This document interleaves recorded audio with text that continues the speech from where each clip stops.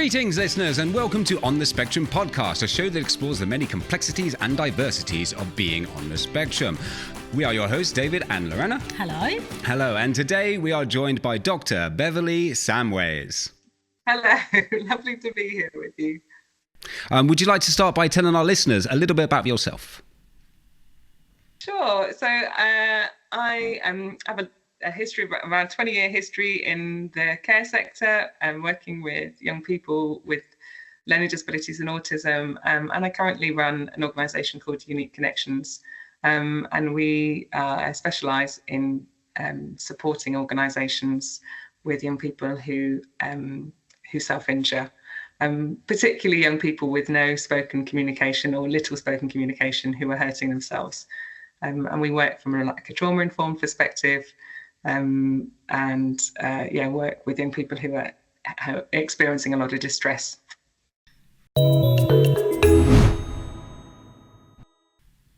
Okay, so we're talking about trauma learning disabilities today. I'm here in the microphone, Beverley, with a computer. So how did you start working with trauma and learning disabilities? How it came that you decided let me investigate about trauma and how that affects people with learning disabilities? Yeah, that's a great question, Lorena. So I guess within a few years of working with so I was working with young people with severe learning disabilities and autism, and I guess what we would describe as like severe challenging behaviour. So young people who could be a risk to themselves and to others. And I think that I began to wonder whether everything we were saying fit within the frame of challenging behaviour. Challenging behaviours tends to be a word we use specifically for people who have disabilities and who become challenging to those around them. And I really began to wonder about the role of mental health and wider experiences. So I was working in a children's home setting and conscious that every child that we had at very least been removed from their family, which most of us would be, whether that was through the choice of the family or felt to be in the best interests, or whether that was through a care order. And most of us would recognise that that is not an ordinary experience for a child and has the potential to be distressing. And I wasn't clear what we were doing with those experiences. Where are those experiences going and why are we not really thinking about them? And so I began to look into mental health, did a master's in child and adolescent mental health, and then did some pre-clinical training for psychotherapy, and then finally went on to do a PhD looking at the experiences of young people with severe learning disabilities who hurt themselves. And I guess it's probably been through that work of working with young people who self-injure that I've increasingly become interested in traumatic experiences in their lives and how that then plays into their presentations. So it's been a journey, I would say, been born out of curiosity, born out of feeling like we don't have all the answers. Good. How would you define trauma? Because I think when we're talking about trauma with probably neurotypical people, it presents in different ways, and probably they have the facility to express themselves at some point. Meanwhile, when we're talking about learning difficulties and autism, it becomes more difficult to express what's going on, what has happened, how they are living or reliving those experiences. So how would you say that it presents in those individuals? So maybe if we just start by thinking about what trauma actually is, because it's a word that we hear a lot, and maybe we might even use it flippantly, there was no hot water, it was completely traumatic, like that. We use it in all sorts of easy, maybe we use it to exaggerate. But trauma is a very specific experience for a person. So it's to do with our fear center and what makes us feel frightened. So it's part of an ordinary human life that we will have moments that induce stress or make us feel frightened. And if you think about the last time something maybe surprised or shocked you, you can probably think about what happened in your body where you felt that that fight, flight, freeze mechanism like triggering, and it's very physical, it's very overwhelming, it takes over all of your responses, it's part of the unconscious response to a threat. But then as that threat dies away, maybe you stepped out onto a road and a car you didn't see came flying past, and you jump back onto the pavement and you feel your heart rate going and you feel all that fear center taking over.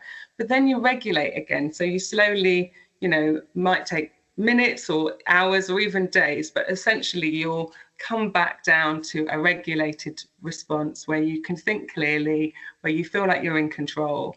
And so that's an ordinary fear response where we feel frightened and then we recover.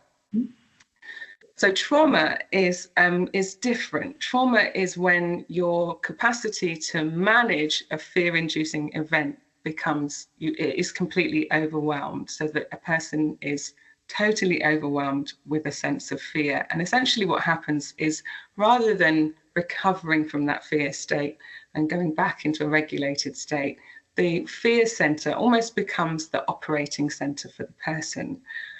So it's not primarily an emotional experience. That's how we think of trauma, as being something that made us feel very emotional. But trauma, because it's part of that fight, flight, freeze, part of the brain that gets alerted, and then it doesn't, you don't recover from that.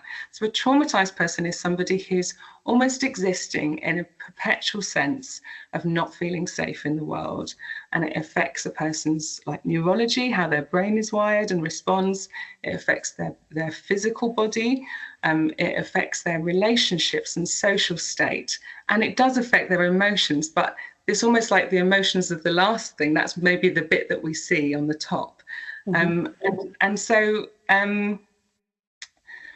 how is it different for somebody with autism and learning disability? Quite honestly, it's not different. It's exactly the same. So just in the same way that a really extreme life event in my life might rewire my system so that I'm living in a place where I no longer feel safe in the world or even in my own body. That can happen just as easily to somebody with learning disabilities and autism. The only difference would be that all of these sorts of experiences that might cause that for somebody with a learning disability for you or me would still cause trauma for somebody with a learning disability. But actually what we know about people with learning disabilities is they're more susceptible to having a traumatic experience and for that sort of default sense of fear setting in. So some other events like transitions or hospital appointments where somebody doesn't understand what's happening, maybe they have a general anaesthetic, they don't know why, they don't know what happened, they don't know why they're in pain. Those can become traumatizing events for an individual with learning disabilities and autism. And for some people, just the experience of being in a neurotypical world, the repeated violations of safety that they experience, again, can cause somebody to be traumatized. So in many ways, there is no difference, and the way that it presents isn't different. What's different is that we are less likely to recognize it. Is that because of the challenges that come with communication difficulties? Because a lot of these therapies that look at trauma and things like that, they're very talk therapy sort of based kind of mechanism. So I'm just wondering, is that like a barrier between it? So it's probably a little bit of a misconception that the way that we recover from trauma is by talking about it. So actually, for people who have been traumatized, talking about it comes quite a lot longer down the line. So what kind of mechanisms come in place before the talking happens? So there's really two things that somebody needs in order to recover from trauma, because the really important thing to remember is that trauma is recoverable. It's not a life sentence. We do, in the same way that you might heal from a sudden event, we are also able to heal from that experience that has totally overwhelmed us. Really there's like two components to recovering a sense of safety over time. And one is that like person-to-person relationship that might look like therapy, might look like talking, but it can also look like other things, like just being with a person in a way that where you feel relationally safe in it on a one-to-one basis. But the other really important component is that we are in environments where we that help us to feel safe, that prioritize safety over everything else. So to give an example, if you take maybe a young person who's experienced abuse of some kind, and you give them a week, every week they go to a therapist and they get trauma therapy. But after that therapy session, and it's brilliant, it's exactly what they need, but after that therapy session, you send them back into the home where they were traumatized and nothing has changed. They cannot recover from the trauma, no matter how good the one-to-one therapy is. So actually the most important thing for somebody who's traumatized is the environment that they're occupying, and for that to systematically create safety for that person. That will help them, firstly, to make sure they're not re-traumatized, but secondly, it's the foundation for any form of recovery. Talking about that, like how we can, what we need to look at. So what are the signs to say this person has lived trauma or has been in traumatic events and there is something there, and how we can make sure that, as you said, we cannot put him or her in the same position to relive those experiences, and then we can move forward towards because you are talking about that the key is the environment and feeling safe and the relationship. So definitely we need to make sure that we are not sending that person back to the negative environment and place that person in a positive environment when they ensure that it's safe, it can build those positive relationships, like we build those bonds. So what are the signs to know something is going on here, especially when they are non-verbal? I know it's difficult. We are making it difficult for you, Beverley, this morning. So yeah, there's like several questions in there, so I'll take them one at a time and I'll maybe pause so you can give some follow-ups. So the first is like, how would we identify that? Let's take the sorts of young people that we all work with, which tends to be people with severe learning disabilities and autism. So what would be the signs that somebody was traumatized? And I guess from a presentation perspective, one of the things that I'm looking out for are signs that the fear mechanism is dominating their presentation. So if we think about fight, flight, and freeze, are we seeing presentations when somebody is under stress, and maybe it's a really small stressor, maybe this young person wants their snack and they need to just wait 10 minutes while somebody goes to the kitchen and get it. It's a really small stressor.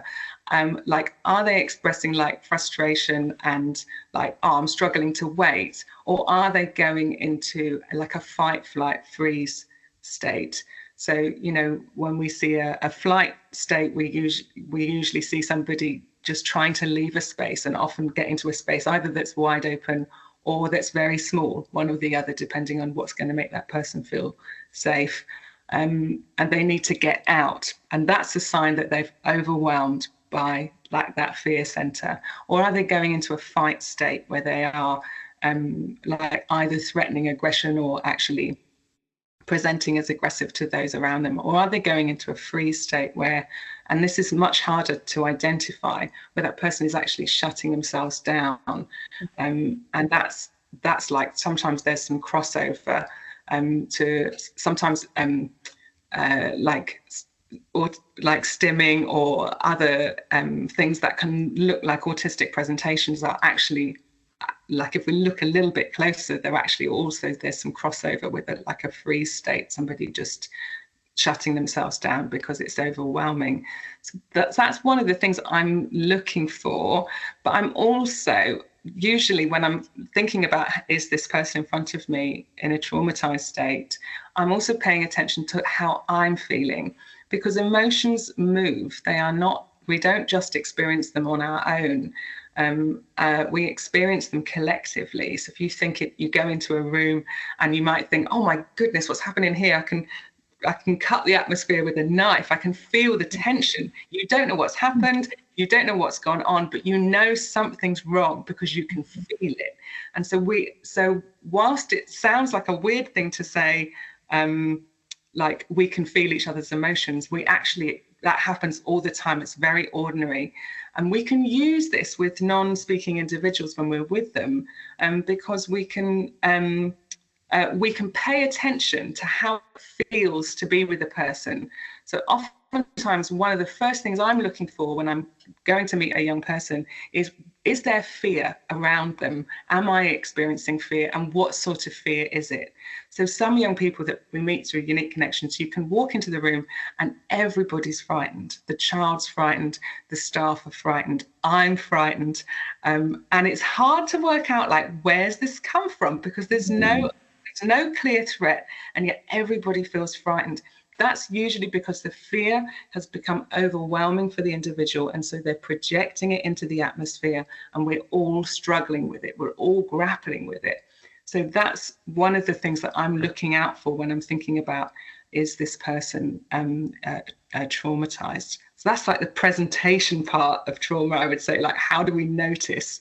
And then the other really important thing, and this is like one of my, I go on about this a lot because I feel really passionate about it, is one of the mistakes that we make in the system, in social care and education around people with learning disabilities and autism, is that because they can't tell their own story, and we get a little bit caught up with like confidentiality and who needs to know and all that kind of stuff, that oftentimes the story of the person's life gets lost. And we did know what happened to them, but we don't remember anymore. Or maybe the people that knew when they moved in have moved on and nobody wrote it down. Nobody tracked that story. Nobody kept the child's life story. And so whilst maybe when a child moves out of one place into the next place, we're aware that, you know, somebody knows that this child was neglected maybe, or somebody knows that this child had a traumatic relationship with a parent, that gets diluted over time because nobody knows whether it's their right to hold or to tell the story. And so then we stop tracking a person's behavior against their experiences in a way that to start with might have felt obvious. So most recently I was working with a young man who was routinely hiding and storing food. And this was becoming a source of frustration to the team. But we were able to help the team to remember that this is a child that had experienced neglect. So this isn't an autistic quirk. This isn't a behavior. This is nothing to do with whatever disabilities or diagnosis this young man has. This is an ordinary response to food insecurity. And so what do? Do we put a behavior plan in? No, we give the staff member a bag to carry with food and drink in it all the time, because that child needs to relearn that food is always available. So actually we go with a fairly chaotic presentation of taking food for this child, because every time the child gets hungry, every time the child gets a bit upset, they're offered food. And because what we're trying to do is we're trying to give them multiple experiences that food is available, to undo what this child has learned, that there's not going to be enough food, and it's terrorizing. So I have to scream the house down when I'm hungry, and I also have to squirrel food away in little corners in case no one gives me anything and I can go back and get it. So so I think, like, we have to track the story of the children, and we also have to have the boldness to go and ask if nobody's telling us, because you'll know, Lorena, you'll have young people that come with huge case notes that tell you all the different ways they've hurt people, all the different ways they've hurt themselves, but no story. No one's telling you, like, did this person have a traumatic birth? Did they have multiple operations? Have they been restrained, multiple times in it? What's actually happened? And so we end up dealing with the person on a moment-to-moment basis, and we forget they have a history. It's a very interesting point, because we both read EHCPs and things like that. And like what you're saying is you get a lot of information about the behaviour and about the current state. But you're right. There's a lot of time you do have to backtrack and try and find out what the history is and where some of these behaviours come from.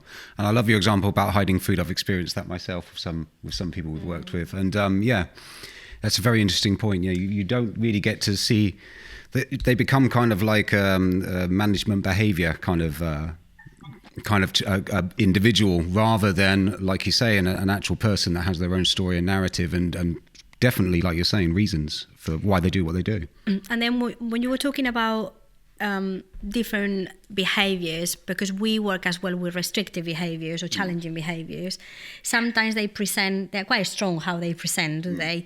And we go to see, we understand that behavior is communication, and then we are looking for those categories that go in the frame that we create, trying to understand. I'm not saying that we do it wrong or right, it's just we do the best we can, and we know, and is that this is our categories. Is it matching in any of them? The problem is that maybe we are missing categories, because it's what you said, hiding food is not seeking attention of staff, or is not because it's a habit, it's maybe something that is behind.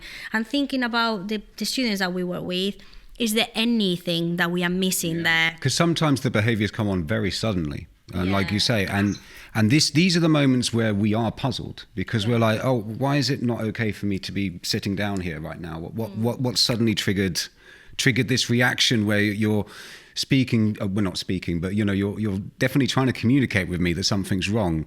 But within the environment right now, I'm not seeing what's wrong. But like you say, that sort of knowing that narrative that came before could certainly highlight, or at least give you some insight into those behaviours that suddenly come on. Yeah, and then probably knowing as well the story, and we know, I think we had a few conversations, didn't we, in the past where we're talking about knowing where we are coming from, is not, or where they are coming from, help you out a lot as well in how you behave, how you position yourself. You are really conscious about, I remember speaking with the occupational therapist saying, look, a child that has lived traumatic experiences in the past, if you ask him to sit down in a table where he has lots of space behind him or her, he's not going to be able to do anything, because he's not feeling safe. Even when he's in a safe environment, he knows the stuff, he feels safe in the house or in the space that he lives, that position within the environment and in the room is putting him at edge in terms of, I am not safe here. So you're going to put all the elements of be careful, be alert, and then you're asking him or her to do an activity. He can't concentrate because he needs to be alert. And it's as simple as placing the student in another part of the table, and then problem sorted. So sometimes when you know where we are coming from with these students, you are extra careful or more mindful in terms of what you do and how you do it. Yeah, absolutely. And I'd like come back to those. You talked about the sort of categories of behaviour that we ordinarily consider, and I would say like there's nothing wrong with those, but it is worth noticing something about them. So that they're typically the four categories are typically that a child is doing something to gain the attention that they need, that they are trying to escape something that's become intolerable to them. That's the second one. The third one is that they're trying to communicate that they need or want something. So I want to, I'm hungry, I want some food, or I want my iPad. And then the fourth is sensory. So they're trying to meet their sensory integration needs. And they're all valuable. But the most important thing about those four categories is they're all in the here and now. They're all in this moment. So they only consider, they don't consider the story. They don't consider the context. They just consider this moment. And then they help the staff to think about, what can I change about my interaction in this moment, or the room or the environment, like you said, like what can we do about positioning the table, or what can we change right now? And so that's very practical and it's very helpful. But when we have, just as you described, those behaviors that seem to come out of nowhere and they don't seem to meet any of these four ordinary categories of behavior, that's when we have to talk about pulling the frame wider. So we've got those four things in the frame. They're not wrong to be there, but let's pull wider and think about the child's whole life, their narrative and their story. And that is can feel uncomfortable in the sector. And when we're thinking, because it's not often how we're used to thinking about particularly people who are non-speaking, but it is a normal response in our ordinary lives. So if right now I started to get a little bit upset or emotional, like if I just was like, oh, do you know what, can I take 5 minutes? I'm just feeling a bit overwhelmed, I'm feeling a bit emotional. You probably wouldn't think like, oh, I wonder what's in my office space that's upset me. I wonder if the lights are too bright. I wonder if she's trying to get attention. You wouldn't think about, you'd think about, I wonder what's happening in Beverley's life that's overwhelmed her right now. I wonder what the bigger picture, the bigger story is that's caused her to get upset. So we do this all the time with each other. But when we have somebody who's not able to speak and we can't ask that question to, then somehow the question itself gets lost and we no longer think about what's happened to this person in their life. That's a very interesting point. I think because we are scared, or is frightening the fact that we cannot explore in depth, or because we are going into a personal life and then we need to remain confidential. Why do you think that is that difficult for us to step out? Because I guess I've been in meetings where we said like, look, we roll out this, definitely maybe we need to go farther, like something else is here that we are missing. And as you said, someone that has experienced trauma has even they can have flashbacks, can't they? And then you are here sitting down and then nothing happens and something comes to your head that you are reliving what has happened. So not necessarily anything in the environment, nobody with you, no smell, or I smell and you don't know, the same perfume that Dave is using can cause me to have a flashback. Or maybe no, just because I'm relaxed, I'm fine, my brain brings it back. So not necessarily, as you said, everything that is in the room or anything that is in the room.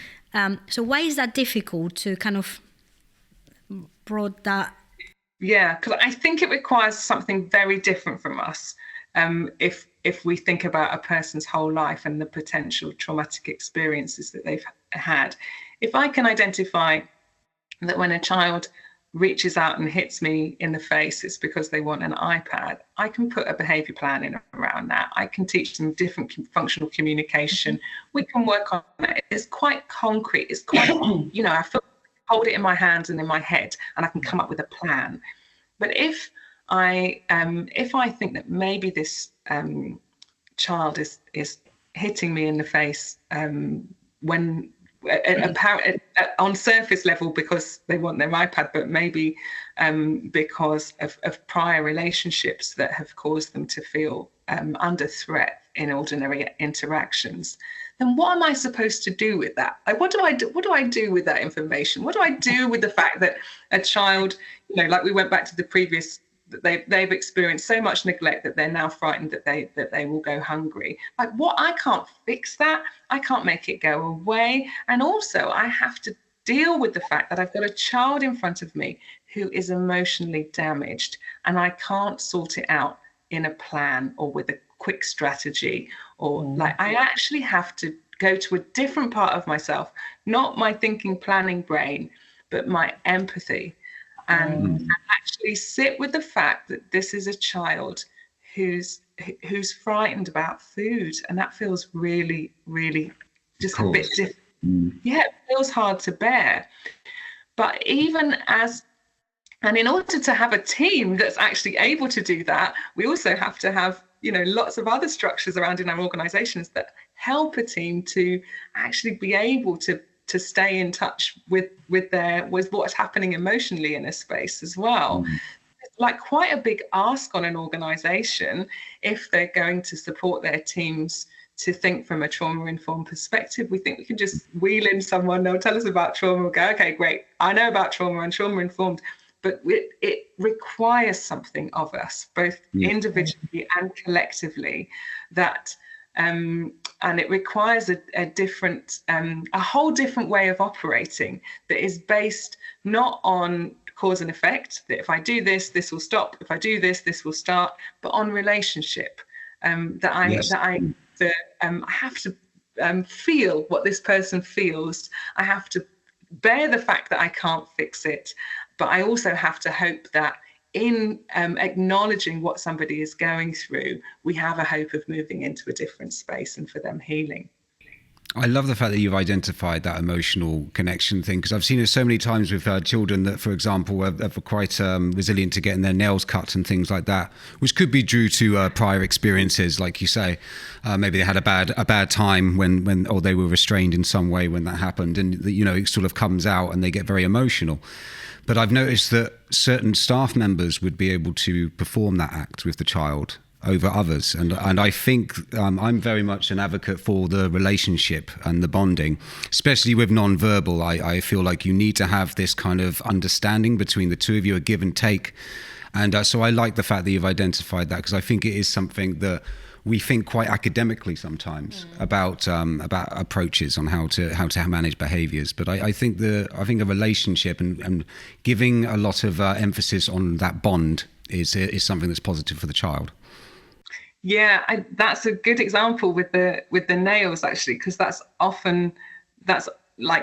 often really scary for young people to have their nails cut. And you're right, it's probably because like someone's nicked their finger before, like that they've been cut or they've made their fingers have bled.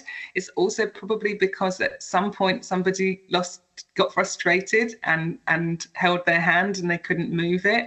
And there's lots of experiences of loss of control. And I think, we can go to a number of different resources in those spaces, can't we? We can try the sort of positive reinforcement route with like, if you let me cut your nails, I'll give you loads of chocolate, which, or we can go to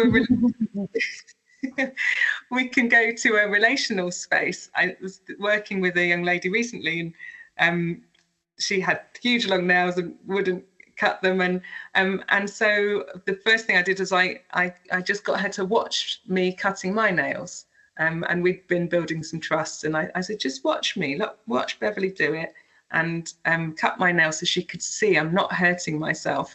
And then we just built up some trust. So eventually she said I could do one finger, so I did one finger, and then I went away and just left her with the one, and then went back 5 minutes later. And then also I think rather than we tried to make it into something that was like relationally rewarding for her rather than just like food rewarding. So I just sent, when she'd finally got them done, I just sent a message round to those people that interact with her regularly and said, could you please notice her nails? And so she just had lots of conversations like, let me see the nails. Oh, they look fantastic. That's really beautiful. So making, again, we can build, she's obviously had some bad experiences that have meant she doesn't trust the process, but actually we can make the process, we can heal that, and we can make it relationally rewarding, not just food rewarding. Yes, yeah, certainly, and bring her some joy or some pride from the act of finishing it. I find that sometimes with some of the kids that I work with, I'll make it into a game, like a fun kind of like, and 1 and 2 and 3, that kind of stuff, and then try and make it a more positive experience, which I know takes a lot of time for them to reorganize the way their brain thinks about these things. So sometimes it takes a few attempts, but if you stick with that positivity. Yeah. But don't you think that we live in a world that is really quickly? Because when you talk about what you're saying, that it takes time, it's about building that relationship, but you don't build that relationship from one day to another. That takes time. Yeah. And then it's like, first you see me, then I spend time with you, we build that relationship, you trust me, I trust you. It's like by the time you get to the trust, it's like you don't even notice how much is built. We live in a really quick world where people need to have results really quickly. No, you need to cut his nails or her nails, and needs to be now. Look, it's really long, they are really dirty. It's like, it has to happen now. Better if it's yesterday. And it's like, but there are things that in the long term, I need to invest all this time here, not wasted, invested for later, have it quicker if that's possible. But we need to kind of, it's like a bamboo, you need to let it grow first in there underneath, and then it grows quickly once that is out. But it takes really long time and to put all the roots. And I think this is the same. It's like you need to put all the roots there, and later things flourish pretty quickly sometimes. but you need to invest that time. And I think we are really, it needs to be like quick now, results now. It has to happen. And I think that's going to put pressure on something that they find difficult already. To apply any kind of pressure like that is just it's just going to make it a more negative experience for them. And they're still going to think of it in a very negative light. You go for it. I was going to say, but we're just talking about this one small thing of like cutting someone's nails, but there's so many ripples from it. So I was talking to because I think there's pressure on the child to do it, but there's also pressure on the staff, because staff can feel they can feel like I'm going to get in trouble.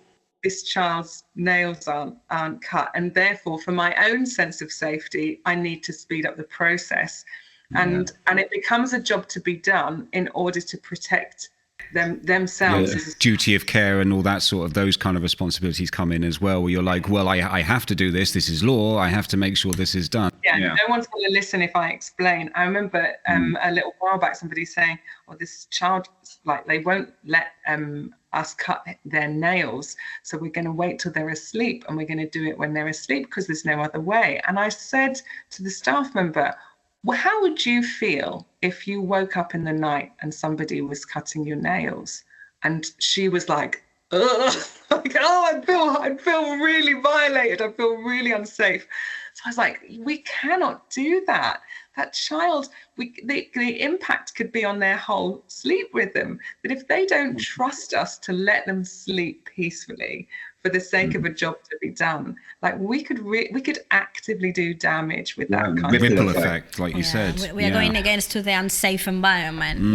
Talking about melatonin, and we're talking about extra night team, and we're talking about, like the child, waking in the night, and it's because we treated something as a job to be done. But the wider thing is that staff member feels themselves, they feel scared that they will get into trouble. So you talked a little bit, Lorena, you asked me before about what does it look like to create these sort of safe environments, and it's pretty well established now that a trauma-informed environment essentially adopts 5-6 different principles across its culture, and that not just, this isn't just to do with our relationships with the young people, but also how we treat our staff and how we behave as an organization. So if we take that idea of trust, that the staff member needs to build a trusting relationship with the child in order to be able to do these difficult and potentially upsetting tasks. But then the staff member needs to feel that they themselves are trusted to make a good judgment with the child, and they're not going to be met with a lot of suspicion.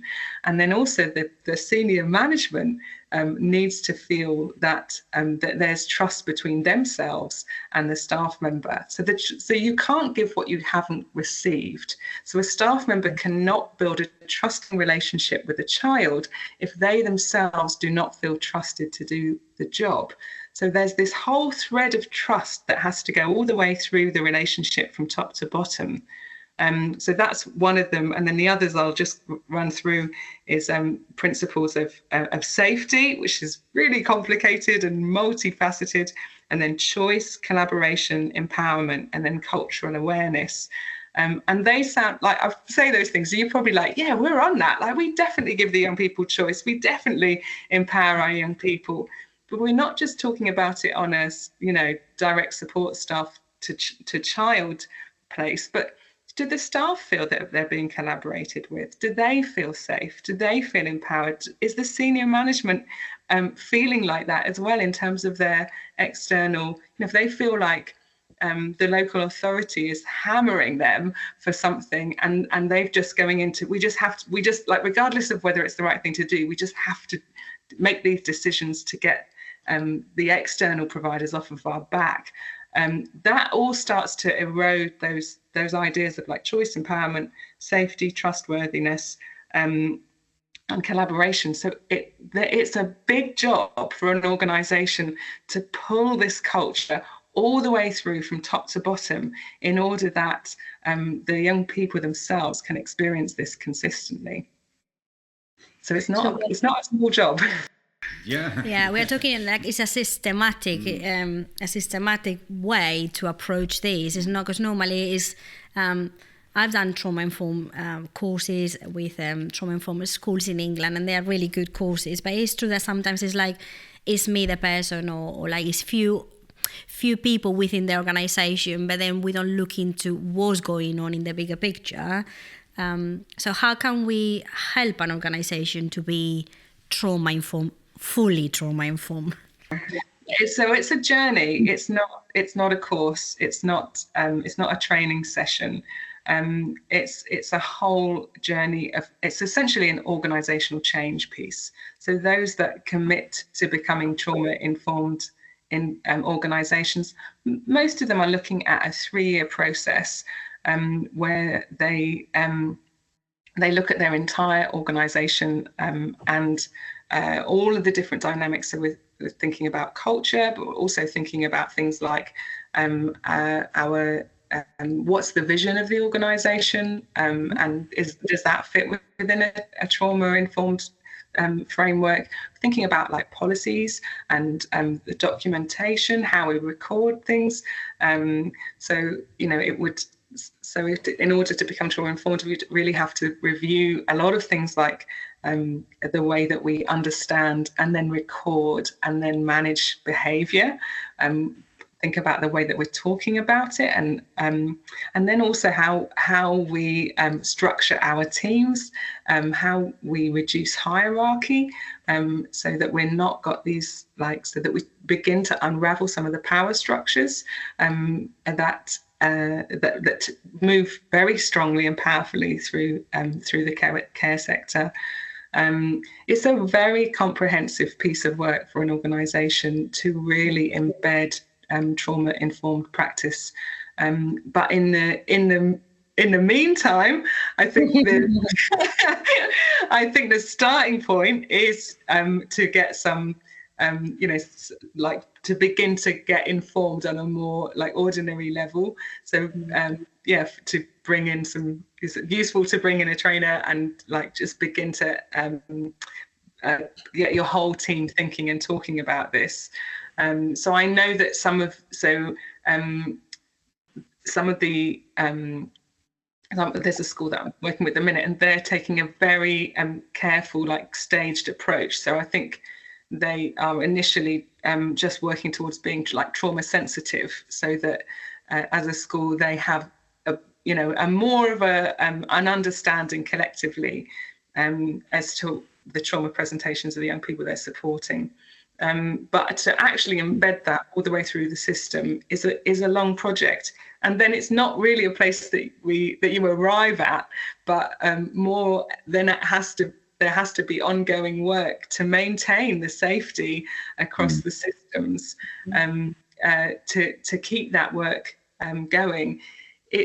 It's difficult work, but hugely rewarding, and I think it's probably the missing piece of the puzzle, particularly for some of the young people that you guys support and that the sector is supporting, that are really, really challenging, and for whom we are struggling to find solutions for. I think that it's the trauma piece is the piece that will move the dial. Yeah, because every child is different, isn't it? And I think that's another thing that where you're coming from is that if you have that backlog of knowledge and experience, then you're able to apply it and adapt it depending on the child that you're supporting. Because I always find that that's an awful challenge, is that some people have almost conflicting sort of views as to what's going on with the child, because it can be somewhat subjective. But with what you're saying now, like people being informed in trauma, it might help collaborate and might help collaborate and come up with something that is more in line to what's actually being represented in front of them. I was thinking, when you're talking about the school, I think it's brilliant, but it comes to my head, what is the role of the family? Because you can change the whole system or the whole organization within the school, the professionals from top to head to top, wherever you want, everybody on board. But at the end of the day, the families have a really important role within the children's lives, normally for good. Sometimes not as positive, but they're still there and they have impact. So how you work with the family, how you put them on board, how they impact on the children's life in these cases, and when we are talking about trauma. Yeah, absolutely. So I guess part of working from a trauma-informed perspective, and part of developing safety and choice and trust and all those sorts of things is being clear about the things that we can control and the things that we cannot. And the places that we can, so there's the things that we can control, and then there's things that we can influence, and then there's things that are outside of both our control and our influence. And so we may have a family, what happens in a family home, whether you're a school or a residential setting, what happens in a family's home is outside of your control. But with some families, it might be within your influence. So you may be able to build a relationship that allows a family to reconsider, to think about things from a different perspective, to adopt some of your practice. But you may work with a family that doesn't want to do any of that, that they that maybe things are so difficult for them that they have to adopt lots of defensive practices, lots of ways of operating that protect themselves, that wouldn't really, come under a trauma-informed framework, or even a particularly healthy behavioural framework. And that isn't always within our control. And I think that sometimes it can be helpful just to acknowledge that and to say we can't control everything that happens to this child, but as far as everything that's within our control and our influence is, we will do the best that we can by this child. And I guess for those who are going to a day school, if we think about a child who's just going back and forth into a school and then back home, like one of the biggest resilience factors for a child who's maybe is living in a traumatic home and goes back to a traumatic home is those secondary attachments that they form in school. And if they can have a consistently safe school environment that they can walk in, exhale, feel like they can be themselves, they can feel seen, and they can feel safe, then that creates a resilience inside the child that gives them much better chances for recovery as they go through life. So yeah, we can't fix everything and we can't control everything, and I think we have to work out where those things are, and that helps us with our own sense of anxiety and regulation, because I can become very dysregulated if I list all the things that I can't control and then begin to expend energy working out what I can do to fix or to bring control into those places. That's how we become controlling, ultimately, is trying to control things outside of our control. But I think, just like even working with teams sometimes to help them to understand, okay, this is outside of your control. The past of this child, what's happened to them, their trauma history, that's outside of your control.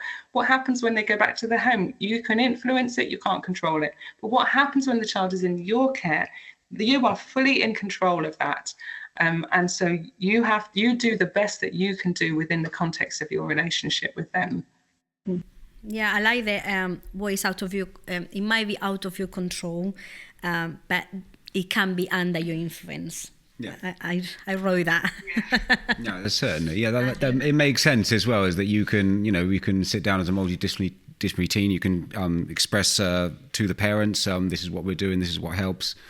And it's up to them whether they take it on board. But like you said, you could have some influence in that perspective. And if they decide to take on some of your strategies, it might be beneficial and it might make home life a little bit better. But at the same time, it's their home, so they ultimately have control over it. Yeah. Yeah, and I think that sort of trauma piece of understanding how trauma plays out, it makes you more compassionate, because it helps you to understand why a family might operate in a very, it depends how the family's functioning, but they might operate in a very punitive way, and they're very blaming of the child and get very cross about things.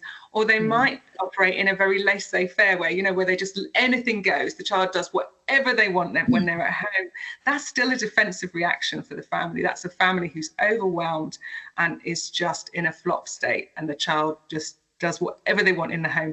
And sometimes for some families that have got low levels of resilience, that's the best that they can offer. That's the way that they can demonstrate love to their child. And we pick up the pieces when the child comes back into our care. But I think this understanding how trauma plays into all of that stuff can help us to be compassionate, and not to say, like, if only the family would sort themselves out, this child would be fine, but to say, okay, well we have what we have, and this child has experiences, and so we're going to take the pieces we can control, the pieces we can influence, and we're going to hold on to the hope and the evidence base that what we provide them gives them a capacity to heal and to grow resilience, regardless of what happens when they go home. Yeah. Interesting to what you said earlier about environments as well, because it just made me think of, I used to support children with learning difficulties in a school, and I'd get a totally different picture of what the child was like at home than what I saw in school. And I'm just wondering about if we're trying to holistically get this child to heal, is there a kind of conflict there with how they're behaving at home and how they behave in school because of those different environments? It's almost like two versions of the child. And I'm just wondering how you'd merge that therapeutically, so to speak, to try and to try and help the child overall. So my thought would be, this is not going to be the case every single time, but broadly, I would help a team learn to tolerate that and to accept that that's okay. It's okay for a child to present one part of themselves over here and one part of themselves over here for the time being. That if we really fight against that and resist it, and what tends to happen is we begin to blame one space. So I've definitely seen it where a child is this way even in a residential setting. When they're in the residence, they're in one way, and when they go to school, they're in another way. And what tends to happen is the school and their home begin to get really cross with each other, and they say, if you did it like we did it, it's because you're not challenging them. That's why they're not difficult. You just let them do whatever they want. That's why you don't get any challenging behavior. And then the home says, well, we just do the best for the child. You're always pushing them. You don't understand their triggers. And so that it becomes very blaming. And then what the child actually experiences is two divided spaces, where it's not actually just that they themselves autonomously behave one way over here and one way over here, but actually what they experience in those spaces is wildly different.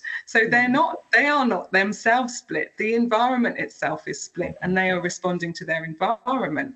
So I think the first starting place in that setting is to say it's okay. It's okay if we're having different experiences, and that at least begins to strip some of the blame out of the dynamic between the two settings, and then we can start to think a little bit, have a bit more curiosity as to what's going on for that child, and also have some build the bridges again for the communications, and begin to notice the places where they're the same. So actually that does happen over here, and it happens over here, and then we begin to notice how the child is not so different over here and over here.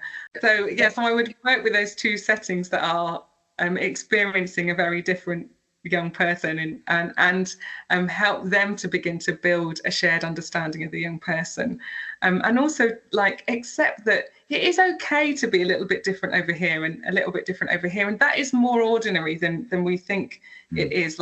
I guess for most of us, even as adults, we're probably all a bit different when we go back to our parents. We regress a little bit. We don't do the washing up as frequently. We're probably a little bit more demanding. This is normal. This is how ordinary humans. We're slightly different. But you go for dinner with your parents, you'll be different from how you go for dinner with your boss. Is that because you split? Is that because you're not an integrated person? No, that's you adapting to the environment. Yeah, I was gonna say you don't behave with everybody in the same way, do you? Like, you put on a you different change, hat. yeah. Certainly. And then you go different holidays roles. at to your mum and dad's house, and you're like, there we go, that's my time to misbehave. You look after the little one. Yeah. But even they say with the little kids, like they said, oh, he's been absolutely fine till you came. And they say because you are mum. I've heard that one too. Or dad, and then they can behave as they are. They can express themselves as they are because you are the safety person. Meanwhile, when other people that they don't know, they need to be different, or they cannot be fully themselves. So I think our children at the end of the day is the same, is it? Yeah. And there was a lot of talk amongst the staff members when I worked in that school about the fact that maybe he was masking when he was at school, and then the mask came off when he was at home, and there was a lot of conversations around that stuff. And but from what you're saying, I suppose trauma in a way is so instinctive that there's no way of masking it, I suppose. But do you think there's some kind of element where maybe they don't want to open up about or be transparent about their trauma? So to bring it back to trauma, because we feel like we got like called sorry. Years, haven't we? But yeah, thanks for bringing it back to that. So I think for somebody who's been really traumatized, it will be very, very difficult for them to feel truly safe. And so there is masking that goes on. If you think about what happens when maybe, or just on an ordinary perspective, you don't feel safe. Maybe you're in a group of people and you don't know anybody, and you don't quite know what to expect. Like, we all put defenses up in that moment. And so there is, I think that there can be very, very high levels of defense for somebody who's traumatized, where it's very difficult to actually see them or to make the connection with them. So that can manifest differently in different environments. But it gets pretty complicated. But I guess it is about, for the environments that we have influence over, that we're trying to establish that this is a safe place, on a practical level, but also on a relational level, to find that space of connection with the person in front of us, because healing from trauma is essentially a relational process. The vast majority of trauma happens through the vehicle of relationship, and all of healing from trauma happens through the vehicle of relationship. That is in a summary, the journey in and out. Does that also include like themselves as well? Because I don't know whether I'm not a psychologist or what have you, but I do think that they kind of have to have reassurance with themselves and to trust their own. Because especially, I imagine, with behavioural tics and things, it must be incredibly exhausting to be on alert all the time. And do you think there's a part of that where when they have a relationship with somebody else, they actually it kind of reflects back onto them, and they're able to have a more positive relationship with themselves? Am I coming across okay? Like if you trust me, I can trust myself. Yes. Yeah, I think you're touching on something there, like quite deep, in terms of how we think and relate to our own bodies. And I think because so much of trauma is caught in the physical body, like it's a very physical experience, and most of us can get a little bit in touch with that by thinking about how physical fear feels. Like you primarily feel it in your body, you feel it in your muscles, and you feel it all like in your system. You feel it physiologically. And so some of learning to feel safe in your own body again, which is part of trauma recovery, is working out, that's where your OT comes in, thinking about like the sensory world of the child, and how they're experiencing touch and light and taste and sound, and trying to find safe places there, and noticing when a young person, what makes them feel unsafe, and how to just like notice that kind of thing. I remember I think actually when I was with you, there was a young man who really loved to listen to quite loud like classical music, but I noticed when it got to the really, like the really extreme high level, Yeah. kind of screechy, it was too much for him, and I could see that he was like slightly dysregulated, and I'd just go and turn the volume down a little bit when it got to that like bit that I would just because you could see he loved it, but that bit was sending him over. So I'd just go and switch the volume, and then it would go back into the strings, and I'd go and switch it back up again. So like really trying to track what helps an individual feel like physically safe in their own bodies, what sort of touch, what sort of noise, what sort of tastes make somebody feel because the really trauma recovery on an ordinary sense often starts with body work. It starts with helping somebody to feel like they're back in control of their body and they can feel safe in their own skin. That can be a long journey, but it's a really crucial part of the work. Would you start with sort of like breath exercises and things like that to try? Is that sort of like the angle that you'd go down as a relaxation mindfulness sort of techniques? Yeah, so breathing, breathing and being present, becoming aware that we're in the here and now is really, really helpful. And in fact, one of the really key parts of that is that we don't have to talk about that with somebody to help them with it. We can do it through co-regulation and through modeling. So if I'm with a young person who's very anxious, talked before about being with people that make us feel frightened, or where it feels frightening in the space around them. So my primary work in those moments is to check my own regulation. So I'll start to breathe deeply. I'll start to just be conscious of the tension in my own body and how fear is feeling in myself, and work quite hard to regulate myself. And what I find fascinating about that process is that as I start to regulate myself, I'm not saying anything, I'm not explaining, I'm just bringing myself back into a regulated state. That often the young person, they might come closer, they might come a bit nearer to me.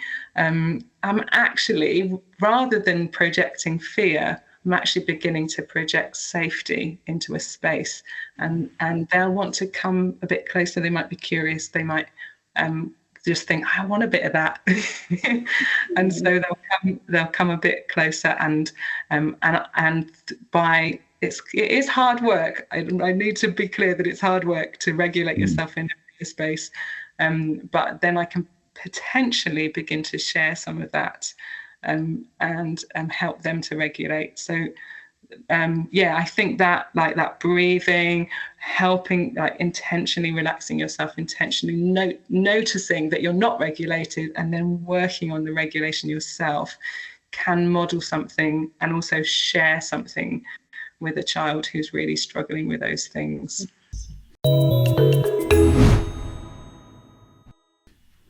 Can I ask quickly, because I'm studying a bit of therapy here and there, because I'm in the therapy department at the minute, and one of the things that gets highlighted quite often is how the value of reflecting after a session, and the value of once you reflect, that you begin to understand and you can implement it more. And one of the things that I struggle with, especially with nonverbal children or children with severe learning difficulties, is how do we manage that? How do we get them to reflect on the session when we're not sure how much they can actually analyze what the experience they just had? That's a really good question, and I think it trips a lot of people up. The first thing I would just encourage you to think about how we understand what somebody's saying. So when I was just describing regulation and co-regulation, you probably got a sense of what I was talking about, not so much from the words coming out of my mouth, but how I was saying the words and how I was using my body language, and how I'm communicating with my whole self in that moment. And you could probably, I would guess, you can feel what I'm talking about as much as you can understand what I'm talking about. And that's how we communicate. We communicate a little bit with words and an awful lot with our sense of self, our emotions, and how we communicate something to the person in front of us. In fact, sometimes the words I say, they aren't very good. I'm not as articulate as I want to be, but I know that I can trust the whole of my communication and it gets something across to the person. So when we're with somebody who's non-speaking, we have to remember that they have the majority of their communication system intact. Like, we are not primarily leaning on words to communicate with each other. We are primarily leaning on the whole of ourselves. So if I'm wanting to do like a debrief with a young person, I really put aside my concerns about what their cognitive level is. Because if I'm going to communicate with them something that really matters to them, and if they've been in a traumatized state, it really matters to them that somebody meets them there, that somebody wants to connect with them about those moments. And so I often talk slowly and carefully, like I would with anybody in this situation. I'm not going to talk fast, but I'm going to, like, don't even know how to describe it, but almost like reach from the inside of me to the inside of them to try and meet them in their experience. So I would say I've had, let me think of an example.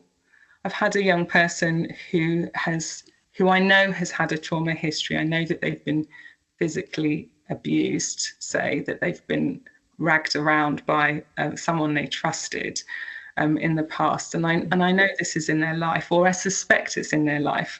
And I've just seen them really hurt someone. Maybe they've pulled their hair and dragged them around. Maybe they've really attacked them out of the blue. So I might just talk about that with them in a really straightforward way, but also I'm just be offering out what might have been going on for them. So I might say, oh, earlier I saw you, we had a situation where you hurt somebody, you pulled their hair and you pulled them around, and that was very sad for that person. That made them feel sad and that made them feel unsafe. But I wonder if that's ever happened to you.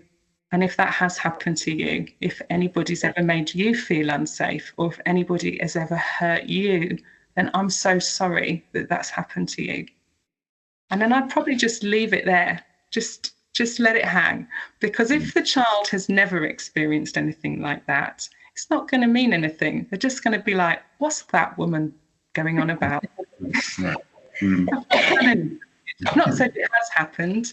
I've just said, if it has, I'm really sorry. And if it hasn't, that's fine. It tends to just disappear into the ether and the person ignores me. But if it has happened to them, and that was part of the reason behind their behavior, in my experience, they will grab it with both hands, because what they will experience is like, this person sees me. They see something that's in me, and I could get it even a bit wrong. And they haven't ever been pulled by their hair, but they have had somebody that's hurt them in another way. I'll be like, there's a bit of truth there, and I'm going to grab it. And so in that moment, they feel seen, and they feel like somebody understood them. So I think when we make those debrief spaces with the young person, there's a bit of pre-work to that. So we need to make sure the child is in a regulated state, that they're not overexcited, that they're not still in a fear space, that they can get in touch with their emotional senses. So I probably wait until I felt like there was safety between me and the child. I felt like there was a moment of connection. I felt like, and that's the problem with debriefs. We often want to do them on our time schedule. We don't want to wait until the child's actually open and ready. But then I think I would probably, what I tend to do is debrief a child in the way that I would debrief you, in that I say, this is what I saw, this is what happened, and this is what I'm wondering about it. Like, these are the questions it's left me with, and I'm sorry for what happened, but I'm also sorry for how you experienced it, and then I just see what comes back. What's the response? And if I've hit on anything at all, I'll often find I get eye contact. The child comes right up close, and there's a moment where I know that they've seen me and I've seen them. Well, thank you for that. Yeah. It's a good description. Really nice. Yeah, really nice.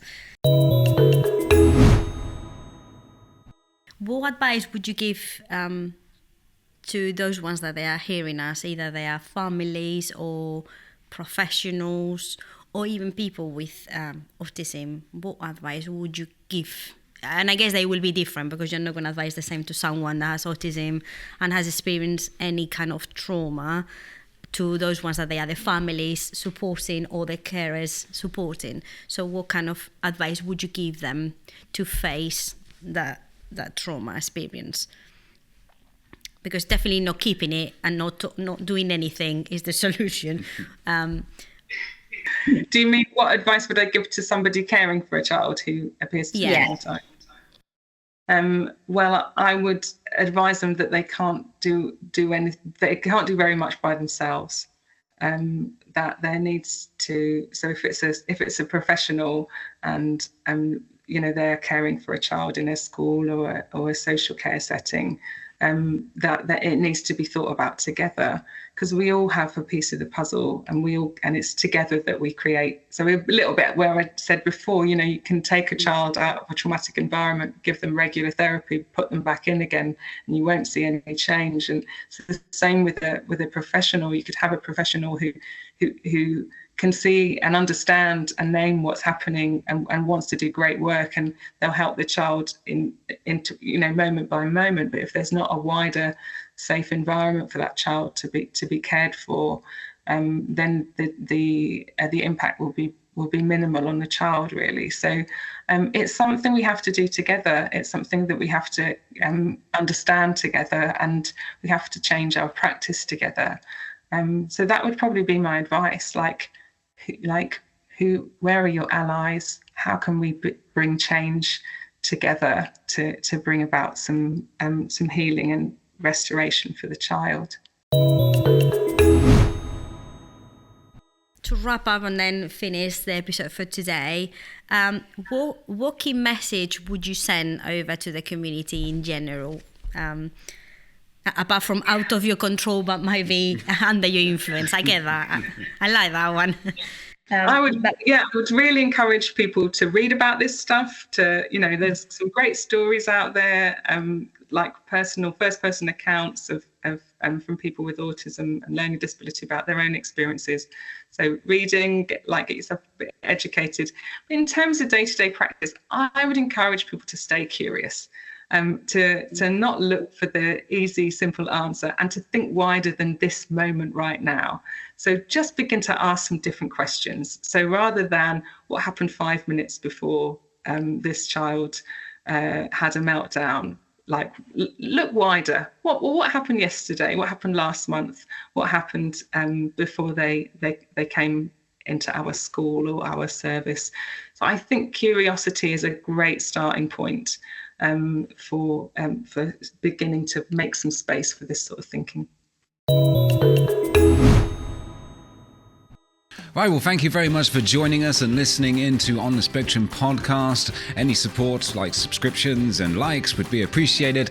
And until next time, stay on the spectrum.